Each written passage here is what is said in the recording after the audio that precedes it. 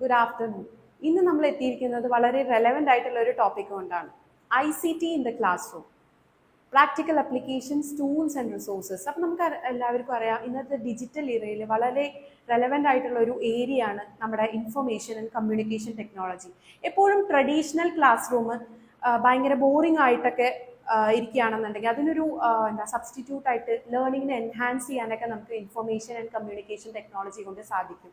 എപ്പോഴും ലേണിംഗ് എന്ന് പറയുന്നത് ഭയങ്കര വൺ സൈഡഡ് ആയിട്ട് അല്ലെങ്കിൽ ഭയങ്കര എന്താ പറയുക ഭയങ്കര പാസീവായിട്ട് ലേൺ ചെയ്യുന്നതിനെക്കാട്ടിലും നമുക്ക് ICT ഉപയോഗിച്ചിട്ട് ഇന്ററാക്റ്റീവായി കുട്ടികളെയൊക്കെ എൻഗേജ് ചെയ്യിപ്പിച്ചിട്ട് അവർക്ക് പേഴ്സണലൈസ്ഡ് ആയിട്ടുള്ള ഒരു ലേണിംഗ് പ്രൊവൈഡ് ചെയ്തിട്ടൊക്കെ ചെയ്യാം.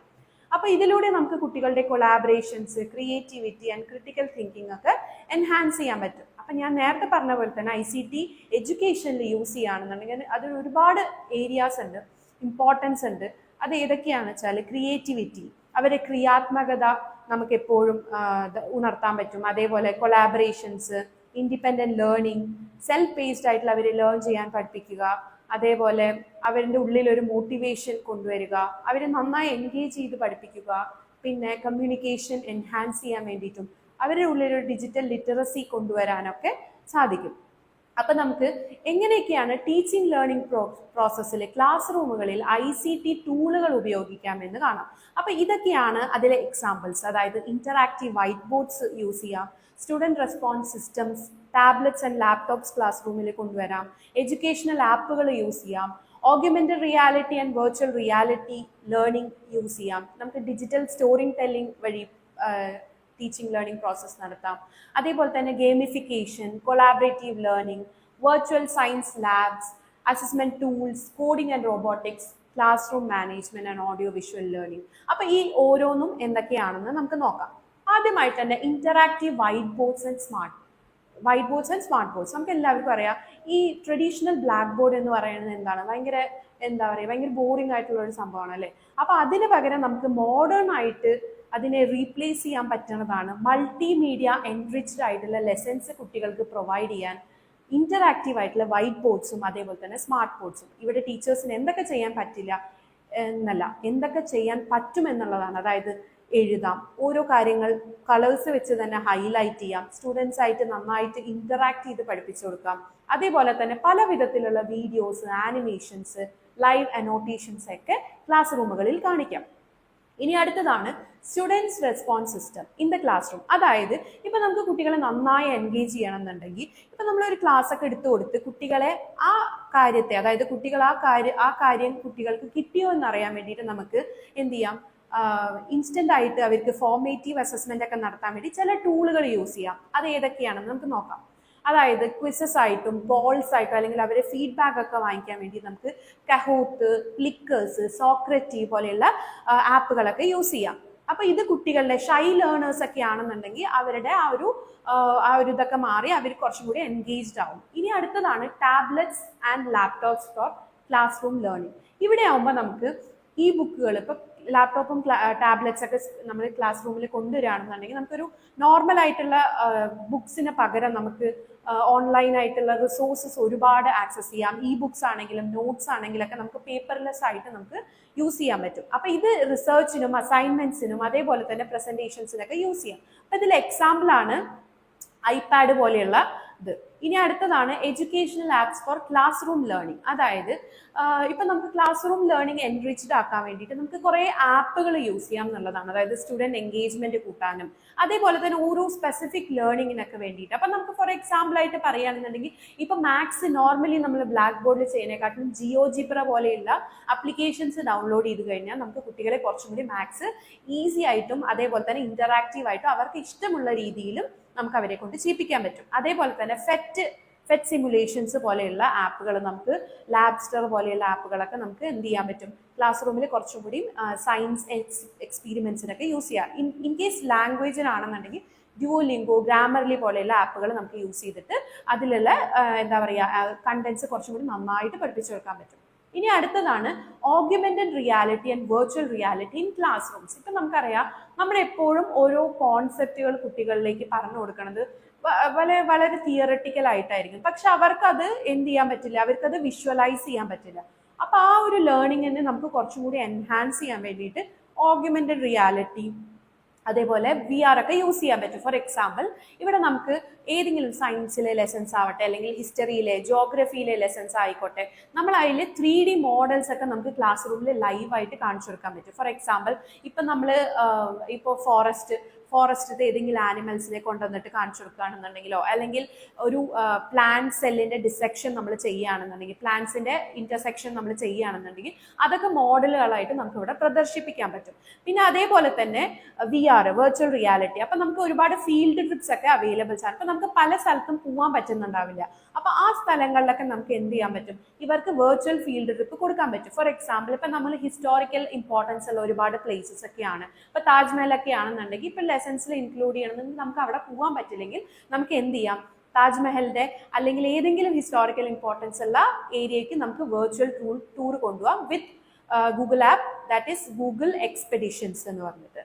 അടുത്തതാണ് digital story telling in class room. എങ്ങനെയാണ് കുട്ടികളെ കുറച്ചും കൂടി ഇപ്പൊ നമ്മൾ നോർമലി സ്റ്റോറീസും ഒക്കെ പറഞ്ഞു കൊടുക്കണേക്കാട്ടിലും ഇമ്പാക്റ്റ് നമുക്ക് ഡിജിറ്റൽ സ്റ്റോറി ടെല്ലിങ്ങിലൂടെയൊക്കെ കൊണ്ടുവരാൻ പറ്റും. അതായത് സ്റ്റുഡൻസ് സ്വന്തമായിട്ട് എന്ത് ചെയ്യാം, ഈ ടെക്സ്റ്റ്, ഇമേജസ്, വീഡിയോസ് ഒക്കെ യൂസ് ചെയ്തിട്ട് അവർക്ക് സ്റ്റോറി ക്രിയേറ്റ് ചെയ്യാനും അതേപോലെ അത് ക്ലാസ്സിൽ പ്രസന്റ് ചെയ്യാനൊക്കെ നമുക്ക് ഹെൽപ്പ് ചെയ്യാം. അപ്പൊ ഈ ഒരു ഏരിയയിലൂടെ നമുക്ക് കുട്ടികളുടെ creativity as well as communication skills കൂട്ടാൻ പറ്റും. അപ്പൊ എക്സാമ്പിളുകൾ എന്തൊക്കെയാണ് വെച്ചാൽ ബുക്ക് ക്രിയേറ്റർ, അതേപോലെ അഡോബ് സ്പാർക്ക്, സ്റ്റോറി ബേർഡ്, ഇതൊക്കെയാണ് ഡിജിറ്റൽ സ്റ്റോറി ടെല്ലിങ്ങിന് എക്സാമ്പിൾ ആയിട്ടുള്ള ആപ്പുകൾ. ഇനി അടുത്താണ് ഗെയിമിഫിക്കേഷൻ. അപ്പോൾ എപ്പോഴും നമുക്ക് ഗെയിം ബേസ്ഡ് ആയിട്ടുള്ള ലേണിംഗിൽ വളരെ ഇൻട്രസ്റ്റ് ആയിരിക്കും അല്ലേ. അപ്പോൾ നമ്മൾ ക്ലാസ് റൂമുകളിലും ഇതേപോലെയുള്ള ലേണിംഗ് കൊണ്ടുവരികയാണെന്നുണ്ടെങ്കിൽ കുട്ടികൾ വളരെ എന്താ പറയുക, സന്തോഷത്തോടു കൂടി നമ്മൾ ഈ ലേണിംഗ് പ്രോസസ്സിൽ ഇൻക്ലൂഡ് ആവും. അപ്പോൾ നമുക്ക് എന്ത് ചെയ്യാൻ പറ്റും, നമുക്ക് ഗെയിം ബേസ്ഡ് ലേണിംഗിൽ കുട്ടികളെ ഇൻക്ലൂഡ് ചെയ്യുകയാണെന്നുണ്ടെങ്കിൽ അവരുടെ പ്രോബ്ലം സോൾവിങ് സ്കിൽസും അതേപോലെ തന്നെ കൊളാബറേഷൻസും ഒക്കെ നമുക്ക് എൻഹാൻസ് ചെയ്യാൻ പറ്റും. അപ്പൊ ഇതിന് എക്സാമ്പിൾ ആണ് മൈൻക്രാഫ്റ്റ് എഡ്യൂക്കേഷൻ എഡീഷൻ. അതായത് കുട്ടികളുടെ ക്രിയേറ്റിവിറ്റി, കോഡിങ്, പിന്നെ അതേപോലെ തന്നെ കുട്ടികൾക്ക് കോമ്പറ്റേറ്റീവ് ക്ലാസ് റൂം ക്വിസസ് ഒക്കെ കൊടുക്കുകയാണെങ്കിൽ ക്വിസസ് എന്ന് പറഞ്ഞിട്ടുള്ള അപ്ലിക്കേഷൻസ് ഒക്കെ നമുക്ക് യൂസ് ചെയ്യാൻ പറ്റും. ഇതൊക്കെ വെബ്സൈറ്റുകളായിട്ടും അവൈലബിൾ ആണ്. ഇനി അടുത്തതാണ് കൊളാബറേറ്റീവ് ലേണിംഗ് വിത്ത് ICT എന്ന് പറയുന്നത്. അപ്പൊ നമുക്കറിയാം കൊളാബറേഷൻ എന്ന് പറയുന്നത് എന്താണ്, ഇപ്പോഴും കുട്ടികൾ വർക്കിംഗ് ടുഗെദർ ആവുക, അതായത് അവർക്ക് ആസ് എൻ ഇൻഡിവിജ്വൽ അല്ലാണ്ട് സോഷ്യൽ ആയിട്ടുള്ള ഒരു ആസ്പെക്റ്റും കൂടെ കൊടുക്കാൻ വേണ്ടി കൊളാബറേറ്റീവ് ലേണിംഗ് വളരെ ഹെൽപ്ഫുൾ ആണ്. അപ്പോൾ കുട്ടികൾ എന്താ പറയുക, ഒരു പ്രൊജക്റ്റ് ചെയ്യുമ്പോഴോ അപ്പോൾ അവരുടെ ഉള്ളിലുള്ള ആ കൊളാബറേറ്റീവ് ആ ഒരു സ്കില്ല് എൻഹാൻസ് ചെയ്യാൻ നമുക്ക് ഏതിലൂടെയൊക്കെ പറ്റും, വിത്ത് ICT എന്ന് പറയുന്നത്. നമുക്ക് for example Google Docs use ചെയ്യാൻ പറ്റും. അപ്പോൾ ഗൂഗിൾ ഡോക്സ് എങ്ങനെ യൂസ് ചെയ്യുക വെച്ചാൽ ഒരു കോമൺ ആയിട്ടുള്ള ഒരു ഗൂഗിൾ ഡോക്ക് ഉണ്ടാവും, അതിൽ മൾട്ടിപ്പിൾ ആൾക്കാർക്ക് അതിൽ കൊളാബറേറ്റ് ചെയ്തിട്ട് ലേൺ ചെയ്യാനും റൈറ്റ് ചെയ്യാനൊക്കെ പറ്റും. അതേപോലെ തന്നെ പാഡ്ലെറ്റ് എന്ന് പറഞ്ഞിട്ടുള്ള ഒരു ഐഡിയ ഷെയറിംഗ് പ്ലാറ്റ്ഫോം ഉണ്ട്, ഇതിലൂടെയൊക്കെ നമുക്ക് കൊളാബറേറ്റീവ് ലേണിംഗ് നടത്താൻ പറ്റും. ഇനി next ICT in science experiment. അപ്പൊ നമുക്കറിയാം സയൻസ് എക്സ്പെരിമെന്റ് എന്ന് പറയുന്നത് പല സ്കൂളുകളിലും ലാബ് ആണെങ്കിലും അതേപോലെ എന്താ പറയുക കോസ്റ്റ്ലി ആയിട്ടുള്ള എക്യുപ്മെന്റ്സ് ആണെങ്കിലും അവൈലബിൾ ആയിരിക്കില്ല. ആൻഡ് ഓൾസോ നമുക്ക് ഈ ഓരോ കുഞ്ഞു എക്സ്പെരിമെന്റ്സ് ഒക്കെ ലാബിൽ പോയിട്ട് കാണിച്ചു കൊടുക്കുകയാണെങ്കിൽ വളരെ എന്താ പറയുക സമയം നഷ്ടം, അങ്ങനത്തെ കുറെ ഇതൊക്കെ ഡ്രോബാക്സ് ഒക്കെ ഉണ്ട്. അപ്പൊ അതിലും എളുപ്പമായിട്ട് നമുക്ക് എന്ത് ചെയ്യാൻ പറ്റും വെച്ചാൽ സയൻസ് എക്സ്പെരിമെന്റ്സ് നമുക്ക് വെർച്വൽ ആയിട്ട് ക്ലാസ് റൂമിൽ തന്നെ കൊടുക്കാൻ പറ്റും. അപ്പൊ ഇത് കുട്ടികളുടെ ലേണിംഗ് എക്സ്പീരിയൻസ് കൂട്ടുക മാത്രമല്ല, കുട്ടികളെ നോളജ് റിട്ടൻഷന് കൂടി ഹെൽപ്പ് ചെയ്യും. അപ്പൊ നമുക്ക് വെർച്വൽ സിമുലേഷൻസ് എന്ന് പറഞ്ഞു കഴിഞ്ഞാൽ വളരെ സേഫ് ആണ്. നമുക്ക് എത്ര സമയം വേണമെങ്കിലും അത് റിപ്പീറ്റ് ചെയ്യാം, നമുക്ക് കറക്റ്റ് ആയിട്ടുള്ള എന്താണ് ഔട്ട്പുട്ട് ഒക്കെ കാണുകയൊക്കെ ചെയ്യും. അപ്പൊ ഇതിൽ ഫിസിക്കൽ ലാബിന്റെ ഒരു സെഷനും ആവശ്യമില്ല, പൈസ ചെലവില്ല, അങ്ങനത്തെ ഒരു പ്രശ്നവുമില്ല. നമുക്ക് മൾട്ടിപ്പിൾ ടൈംസ് ഇത് യൂസ് ചെയ്യാൻ പറ്റും. For example PhET simulations, physics, chemistry, മാത്സിനൊക്കെ ആണെങ്കിൽ നമുക്ക് ഫെറ്റ് സിമുലേഷൻസ് നന്നായിട്ട് യൂസ് ചെയ്യാൻ പറ്റും. അതേപോലെ തന്നെ ലാബ്സ്റ്റർ എന്ന് പറയുന്നത് biology and chemistry virtual lab ഉണ്ട്. അപ്പം നമുക്ക് അവിടെ ലാബ്സ്റ്ററിന്റെ ഒരു ഇമേജ് ഒക്കെ കാണാൻ പറ്റും ഇവിടെ. അപ്പോൾ അത് നമുക്ക് എന്ത് ചെയ്യാൻ പറ്റും, അതിലൂടെ നമുക്ക് ഓരോ എക്സ്പെരിമെന്റ്സും കണ്ടക്ട് ചെയ്യാൻ പറ്റും. ഇനി അടുത്തതാണ് ICT for classroom assessment. ഇപ്പം ഞാൻ നേരത്തെ പറഞ്ഞ മാതിരി തന്നെ കുട്ടികളിലെ ലേണിംഗ് അസസ് ചെയ്യാൻ വേണ്ടിയിട്ട് നമുക്ക് ക്ലാസ് റൂമിൽ അപ്പോൾ ഫോർമേറ്റീവ് അസസ്മെന്റ്സ് കണ്ടക്ട് ചെയ്യാം. എങ്ങനെ? Through Google Forms, edu puzzles. അപ്പോൾ ഇതൊക്കെ എന്ത് ചെയ്യുക വെച്ചാൽ നല്ലൊരു പ്ലാറ്റ്ഫോം പ്രൊവൈഡ് ചെയ്യും കുട്ടികൾക്ക് വന്നിട്ട് എൻഗേജിങ് ആയിട്ടുള്ള അവരുടെ പ്രോഗ്രസ് അറിയാൻ പറ്റിയിട്ടുള്ള നല്ലൊരു പ്ലാറ്റ്ഫോമാണ്. ഇതിൽ മാനുവൽ ഗ്രേഡിംഗ്, ടീച്ചേഴ്സിന്റെ വർക്ക് ലോഡ് കുറയുകയും മാനുവൽ ഗ്രേഡിങ്ങിന്റെ ആ ഒരു ഇത് വർക്ക് കുറയ്ക്കുകയും ചെയ്യും. അപ്പം ഇത് വളരെ എന്താ പറയുക നല്ലൊരു ഫോർമേറ്റീവ് അസസ്മെന്റിന് വേണ്ടിയുള്ള പ്ലാറ്റ്ഫോമാണ്. ഇനി അടുത്തതാണ് കോഡിംഗ് ആൻഡ് റോബോട്ടിക്സ്. ഇപ്പം നമുക്കറിയാം ഇപ്പൊ ഈ ഒരു ഡിജിറ്റൽ ഇറ അല്ലെങ്കിൽ ഈ ഒരു 21st സെഞ്ചുറി എന്ന് പറയുന്നത് ഇത് കോഡിങ്ങിനും റോബോട്ടിക്സിനും അതേപോലെ ക്ലൗഡ് കമ്പ്യൂട്ടിംഗ് അങ്ങനെ കുറെ മൾട്ടിപ്പിൾ ആയിട്ടുള്ള ഡിജിറ്റൽ പ്ലാറ്റ്ഫോംസിനൊക്കെ എന്ത് ചെയ്യുക ഭയങ്കരമായിട്ട് ഇമ്പോർട്ടൻസ് കൊടുക്കുന്നത്. നമ്മുടെ ക്ലാസ് റൂം ലേണിങ്ങിനെ നമുക്ക് എൻഹാൻസ് ചെയ്യാൻ കോഡിങ്ങും റോബോട്ടിക്സ് ഒക്കെ യൂസ് ചെയ്യാന്നുള്ളതാണ് പറയണത്. അപ്പൊ നമുക്ക് ഇതിലൂടെ logical thinking, problem solving, creativity ഒക്കെ എൻഹാൻസ് ചെയ്യാൻ പറ്റും. അപ്പോൾ ഈ ഒരു കോഡിംഗ് ആൻഡ് റോബോട്ടിക്സ് പഠിക്കുന്നതിലൂടെ കുട്ടികളുടെ STEM learning, science, technology, engineering and mathematics ലേണിങ്ങിനെ എൻകറേജ് ചെയ്യാൻ പറ്റും. അപ്പോൾ ഇതിന്റെ എക്സാമ്പിൾസ് എന്താ വെച്ചാൽ Scratch, that is basic coding, സ്റ്റുഡൻസിന് ബേസിക് ലെവലിലുള്ള കോഡിംഗ് പഠിപ്പിച്ചു കൊടുക്കുന്ന ഒരു പ്ലാറ്റ്ഫോമാണ് സ്ക്രാച്ച്. പിന്നെ അതേപോലെ തന്നെ ലീഗോ മൈൻഡ് സ്റ്റോംസ് എന്ന് പറയുന്നത് കുട്ടികളെ ബേസിക് ലെവലിലുള്ള റോബോട്ടിക് പ്രോഗ്രാമിങ്സ് ഒക്കെ യൂസ് ചെയ്യാനുള്ള ഒരു പ്ലാറ്റ്ഫോമാണ്. ഇനി ഇനി അടുത്താണ് ക്ലാസ് റൂം മാനേജ്മെന്റ് വിത്ത് ICT. എങ്ങനെയാണ് നമുക്ക് ക്ലാസ് റൂം ICT ഉപയോഗിച്ചിട്ട് ക്ലാസ് റൂം മാനേജ്മെന്റ് ചെയ്യാന്നുള്ളതാണ്. അപ്പൊ നമുക്കറിയാം സ്റ്റുഡൻസിന്റെ ആക്ടിവിറ്റീസ് മോണിറ്റർ ചെയ്യാനും അവരെ എൻഗേജ് ചെയ്യാനൊക്കെ ടീച്ചേഴ്സിനെ ഒരുപാട് സഹായിക്കുന്ന ചില പ്ലാറ്റ്ഫോമുകളുണ്ട്. അതിന്റെ പേരാണ് ക്ലാസ് ഡോജോ, ലാൻഡ് സ്കൂൾ എന്നിവ. അപ്പൊ ക്ലാസ് ഡോജോ എന്ന് പറയുന്നത് ബിഹേവിയറൽ ട്രാക്കിംഗ് ആണ്. ഓരോ സ്റ്റുഡൻസും എന്തൊക്കെയാണ് അവർ ഓൺലൈനിൽ ചെയ്യുന്നുണ്ടാവുക, മീൻ അവരുടെ കമ്പ്യൂട്ടറിന്റെ മുമ്പിൽ എന്തൊക്കെയാണ് ചെയ്യുന്നുണ്ടാവുക എന്നുള്ളത് ടീച്ചേഴ്സിന് ട്രാക്ക് ചെയ്യാൻ പറ്റും, അവരുടെ ബിഹേവിയേഴ്സ് ട്രാക്ക് ചെയ്യാൻ പറ്റും, അവരിൽ നിന്ന് ഫീഡ്ബാക്ക് വാങ്ങിക്കാൻ പറ്റും, അല്ലെങ്കിൽ അവർക്ക് ഫീഡ്ബാക്ക് കൊടുക്കാൻ പറ്റും. പിന്നെ ലാൻഡ് സ്കൂൾ എന്ന് പറയുന്നത് സ്റ്റുഡൻസിന്റെ ഡിവൈസിനെ തന്നെ നമുക്ക് എന്ത് ചെയ്യാൻ പറ്റും, മോണിറ്ററും മാനേജ് ചെയ്യാനും പറ്റും. ഇനി അടുത്തതാണ് ഓഡിയോ വിഷ്വൽ ലേണിങ്ങിനെ എങ്ങനെയാണ് എൻഹാൻസ് ചെയ്യാന്നുള്ളത്.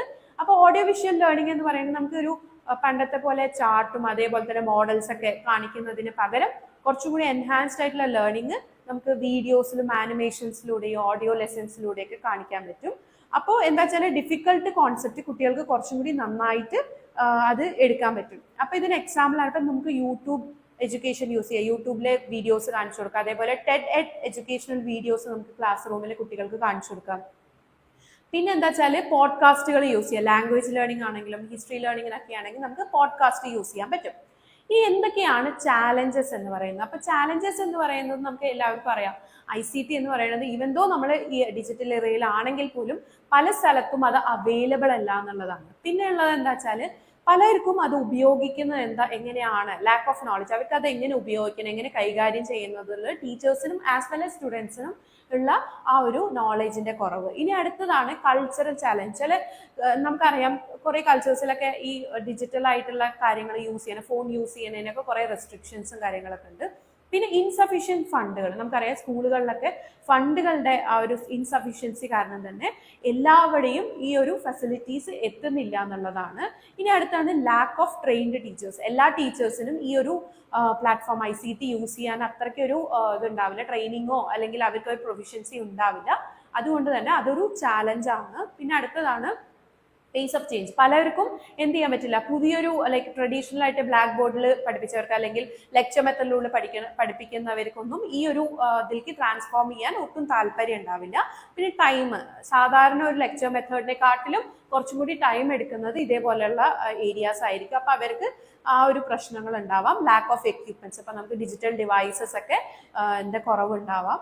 അപ്പോൾ അടുത്തതാണ് ചേഞ്ചിങ് പ്രോസസ്സ്. അപ്പം നമുക്ക് ഓരോ കാലഘട്ടത്തിൽ ഓരോ അഡ്വാൻസ്ഡ് ആയിട്ടുള്ള കാര്യങ്ങൾ വരുന്നതനുസരിച്ച് നമുക്ക് ചേഞ്ച് ചെയ്യാനുള്ള ഒരു ബുദ്ധിമുട്ടുണ്ടാവാം. ഇതൊക്കെയാണ് ICT ക്ലാസ് റൂമിൽ ഉപയോഗിക്കുന്നതിന്റെ ചാലഞ്ചസ് എന്ന് പറയുന്നത്. അപ്പം നമുക്ക് ഇതാണ് ടോട്ടലി നമ്മൾ ICT ടൂൾസ് ഏതൊക്കെയാണ് ടീച്ചിങ് ലേണിംഗ് പ്രോസസ്സിന് ഉപയോഗിച്ചത് എന്നുള്ളതിന്റെ ഒരു സമ്മറിയാണ്. നമുക്കറിയാം ഇന്ററാക്റ്റീവ് വൈറ്റ് ബോർഡ്സ് നമ്മൾ യൂസ് ചെയ്യണതിന്റെ എക്സാമ്പിളാണ് ഇപ്പുറത്ത് കൊടുക്കുന്നത്. അതേപോലെ സ്റ്റുഡൻസ് റെസ്പോൺസ് സിസ്റ്റം ആണെങ്കിൽ Kahoot, Socrative, clickers, Mentimeter, tablets and laptops ആണെങ്കിൽ iPad യൂസ് ചെയ്യാം, ക്രോം ബുക്സ് യൂസ് ചെയ്യാം, വിൻഡോസ് ടാബ്ലറ്റ്സ് യൂസ് ചെയ്യാം. അടുത്തത് എഡ്യൂക്കേഷണൽ ആപ്പുകളാണെങ്കിൽ GeoGebra, Desmos, Duolingo, Grammarly.